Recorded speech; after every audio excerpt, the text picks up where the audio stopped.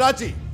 बिल्कुल, देखिए ब्रेक पर जाने से पहले मुख्यमंत्री के लिए हमने बात की थी, अब बात करेंगे नेता विपक्ष के लिए। सवाल जो अगला हमने पूछा है वो ये कि राज्य के नेता विपक्ष के कामकाज से उत्तराखंड की जनता कितनी संतुष्ट है, ये सवाल हमने उत्तराखंड की जनता से पूछा है। रोहित जी बिल्कुल, तो आइए इसका जवाब भी जान लेते हैं। तो उसका जवाब हमारे फ्लोर पर है, अभी सामने हम आपको दिखा रहे हैं। बहुत संतुष्ट 33% लोगों का कहना है कि विपक्ष के कामकाज से वो बहुत संतुष्ट है। 16% कह रहे हैं कि हम संतुष्ट हैं। संतुष्ट नहीं है 36%, कह नहीं सकते 14%, यानी एक बड़ा आंकड़ा है जो कह रहा है कि हम संतुष्ट हैं। 49.34% लोग कह रहे हैं कि विपक्ष जो अपनी भूमिका निभा रहा है बतौर विपक्ष वो शानदार निभा रहा है।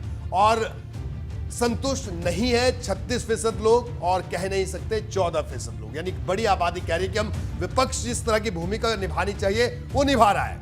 अब देश का रुख करेंगे एक बड़ी खबर के लिए इस पर। बिल्कुल रोहित जी, बड़ी खबर यह है कि उत्तराखंड में विपक्ष और नेता विपक्षी कामकाज पर वहां की जनता ये कहती है कि विपक्ष के काम से लोग संतुष्ट हैं। 49.34%, जब बहुत संतुष्ट और संतुष्ट मिला देते हैं, लेकिन 36.01% लोगों का मानना है कि विपक्ष अभी उस तरीके से काम नहीं कर पा रहा है और 14.66% लोग अभी कुछ भी कहने की स्थिति में नहीं है। रोहित जी अब बिल्कुल, तो अवधेश ये बड़ी खबर आपने बताई, अजीत का रुख करते हैं। अजीत, क्या कहना है? ये विपक्ष के लिए एक अच्छी खबर है कि विपक्ष की भूमिका से लोग संतुष्ट है कि विपक्ष अपना काम ठीक से कर रहा है। रोहित, देखिए ये खबर कांग्रेस के लिए, विपक्षी दल के लिए अच्छी हो सकती है और ये अच्छी इसलिए भी होनी चाहिए कि मुख्यमंत्री को जितने लोग पसंद कर रहे हैं उससे ज़्यादा प्रतिशत उन लोगों का आंकड़ा है, उन लोगों की संख्या है जो नेता प्रतिपक्ष के कामकाज को सराह रहे हैं और उनसे संतुष्ट हैं। लेकिन एक बात फिर भी मैं अपनी बात को दोहराना चाहूँगा कि अभी मैंने थोड़ी देर पहले बताया था, जो लोग यहाँ उत्तराखंड में कह रहे हैं कि हम कह नहीं सकते, वो बहुत कुछ कह रहे हैं। वो ऐसी कहानी कह रहे हैं कि जो नहीं होनी चाहिए।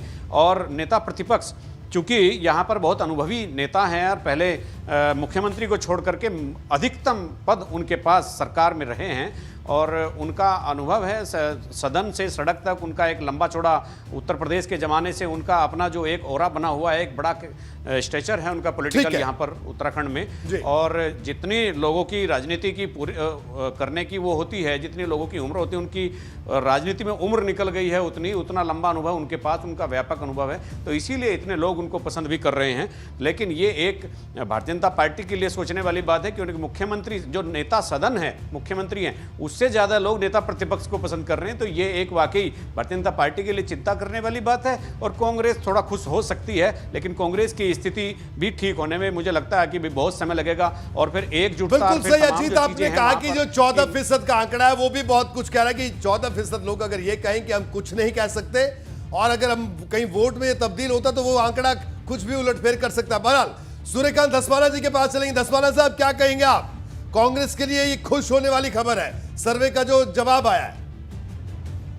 देखिए, खुश और नाखुश का सवाल नहीं है। हमने विपक्ष के रूप में पिछले 4 वर्षों में, जब से हम विपक्ष में आए हैं, आप देखिए लगातार कोई मुद्दा रहा हो राज्य का, वो राजधानी का मुद्दा रहा हो, वो पहाड़ों के विकास का मुद्दा रहा हो, वो राज्य में चरमराई हुई स्वास्थ्य व्यवस्था का मामला रहा हो, बेरोजगारी जो हम देश के पहले पायदान पर आकर के टिक गए हैं, बेरोजगारी में उत्तराखंड सबसे आगे है इस देश के अंदर, बेरोजगारों का मुद्दा हो, शिक्षा व्यवस्था जो पूरे पहाड़ के अंदर जर्जर हो रखी है उसका व्यवस्था हो, यहाँ पे महिलाओं के जो कष्ट हैं, क्योंकि महिला यहाँ की विकास की धुरी है, सारा विकास महिला के चारों तरफ घूमता है, चाहे वो चौका हो, चाहे वो रसोई हो, चाहे वो जानवर हो, चाहे वो खेत हो, चाहे वो पूरे का पूरा विकास का जो ढांचा है वो महिला के चारों तरफ घूमता है। लेकिन महिला की हालत ये है कि प्रसव के लिए अगर महिला जा रही है और उसको हायर सेंटर रेफर किया गया है तो रास्ते में रुद्रप्रयाग में बस से उसे उतार दिया जाता है, उसका बच्चा सड़क पे हो जाता है और वो महिला जच्चा बच्चा दोनों मर जाते हैं।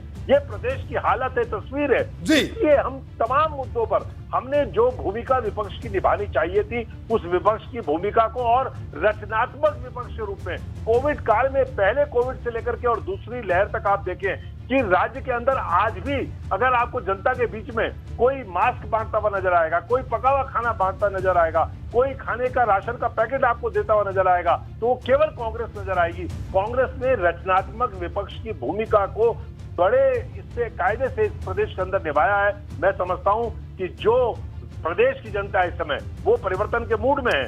हम ठीक है, इस समय चुनाव ठीक है धस्माना साहब, ये आपने अपनी बात कही। मैं जल्दी से सुबोध उनियाल साहब के पास अब आऊंगा। उनियाल साहब, क्या कहना है आपका? हमने बतौर मुख्यमंत्री जो आंकड़ा दिखाया वो भी आपने देखा, और अब नेता प्रतिपक्ष का आंकड़ा भी दिखाया। क्या कहना है इन फाइंडिंग्स पर आपका, सर्वे की जो फाइंडिंग है? देखिए, धन्यवाद रोहित जी, शुक्रिया आपका कि आपने कम से कम जवाब देने का मौका दिया। नहीं, आप पहली बात इत्मीनान तो से जो- जवाब दीजिए जी। मैं स्पष्ट बता दूं, आपने बिल्कुल ठीक सही कहा, इत्मीनान से दे रहा हूं। जी। देखिए, पहले तो ये सवाल अभी होना ही नहीं चाहिए था।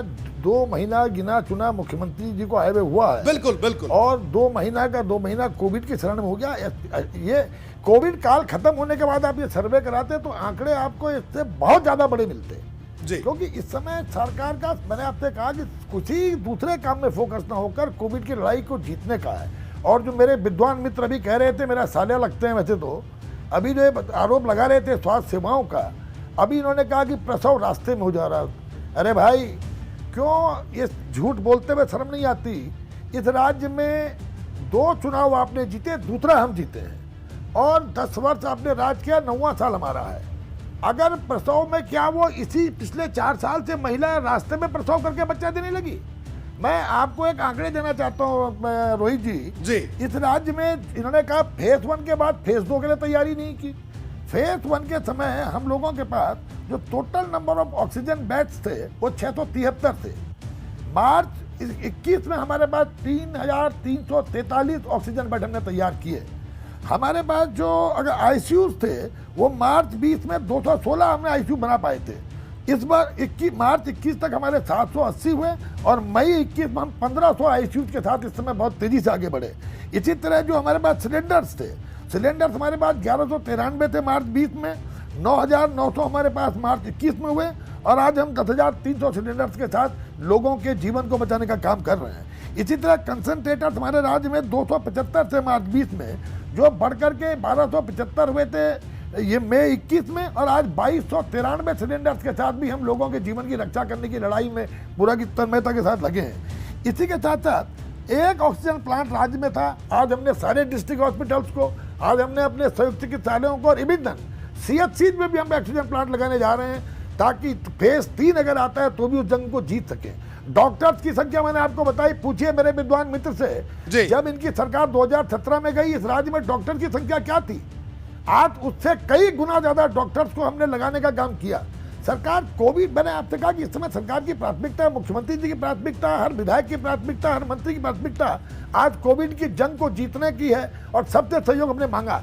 और भाई ने कहा कि कांग्रेस के लोग बांट रहे हैं। सारा बात ये, एक सिलेंडर बांटते हुए 20 लोग फोटो खिंचाते हैं अखबार के लिए, एक आदमी को खाने का पैकेट पकड़वाते हुए पूरी कांग्रेस खड़े होकर फोटो खींचती है अखबारों के लिए। कहीं पर अब हमारे किसी भारतीय जनता पार्टी के कार्यकर्ता को, जो गांव-गांव जाकर लोगों को ऑक्सीमीटर और आपका थर्मल थर्मोमीटर और सैनिटाइजर तो मास्क दे रहा हो, लेकिन फोटो खिंचाने का काम नहीं कर रहा। आज प्रश्न है मानव की सेवा करने का, मानव के जीवन को बचाने का, अपनी राजनीतिक जमीन को बचाने का बस प्रश्न नहीं है। और मुझे तो बड़ा आश्चर्य हुआ जब कांग्रेस पार्टी के एक शीर्ष नेता ने डिबेट में कहा कि हमारे यहाँ बेड नहीं मिल रहे हैं, और आप उत्तर प्रदेश के लोगों को एम्स बनाने से क्यों नहीं रोकते। मुझे बड़ा दुख हुआ कि भारत के अंदर इतने वर्ष तक राज करने वाली पार्टी उत्तर प्रदेश के लोगों को एम्स की सुविधा से वंचित करना चाहती है। क्या मनुष्य नहीं है? किसी भी राज्य का मनुष्य हो। और देखिए, आज मैंने आपसे कहा कि आज हमारी सर्वोच्च प्राथमिकता है कि हम इस कोविड की जंग को जीते। राजनीति आने वाले समय में होगी, मैदान में जब आप आएंगे सारा का सारा सामने आ जाएगा। आखिर मुख्यमंत्री, सबसे बड़ी बात होती है मुख्यमंत्री के अंदर कि मुख्यमंत्री ईमानदारी की नीयत के साथ लोगों को बचाने के उद्देश्य से काम करे, और ये तीरथ सिंह जी की सरकार कर रही है। और मैं आपको पूरा, ये आपको जो ये ख्याली पुलाव देख रहे हैं, जो ये सपने देख रहे हैं मुंगरी लाल के, 2022 में अगर ये बात करते हैं तो सारे सपने दिख जाएंगे। ठीक है, लेकिन आज हम कहीं पर भी चुनाव के बारे में, राजनीति से बिल्कुल हटकर, हम केवल उत्तराखंड के देश के लोगों को कोविड महामारी से कैसे छुटकारा मिले, कैसे जन सहयोग से कोविड की जंग को जीत सकें, आज ये हमारी सर्वोच्च प्राथमिकता है। बल्कि अगर मैं यूं कहूं कि हमारी एकमात्र प्राथमिकता है, और सरकार इस प्राथमिकता को करने के लिए आगे बढ़ रही है। बिल्कुल बिल्कुल सुबोध जी, ये तमाम बातें आपने बताई, और अब 2 और अहम सवाल, उन सवाल क्या सवाल है और क्या जवाब है आपको दिखाते हैं। जल्दी से डाटा सेंटर का रुख करेंगे, प्राची के पास चलते हैं। प्राची, क्या है